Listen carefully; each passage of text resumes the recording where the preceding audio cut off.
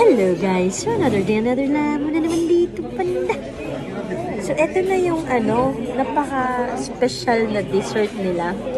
So this is potato dumplings. Potato siya na dessert. So let's dig in. Really typical, but it's Slovakian.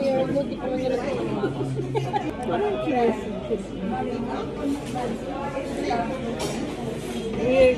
Siguro din yung weird. Ako na muna sa kanila. Ito na. Try natin.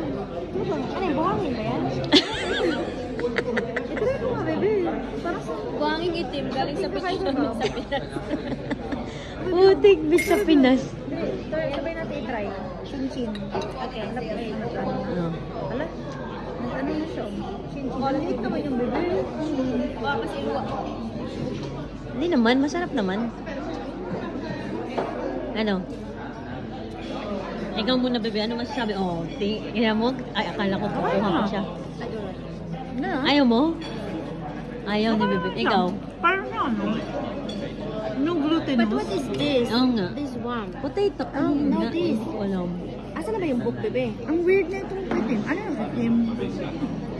Yun nga. Parang buhangin na may flavor. Ang ting kakaiba, it's good to try Once. Oo. Local na ano na talaga. Talagang naman. Uy, not bad do. Ito pala guys, ano pala siya? Poppy seed. Yan, na parang buhangin.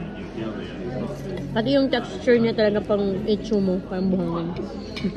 Pero so, ano masabi out of 10? Siguro it's 10. 10 out of 10? Ikaw, bebe? Ano yung rate mo dito? 5. 5 out of 10. Ikaw? 6. 6 out of 10. Ako, ano? Pasado lang. 10 out of 10.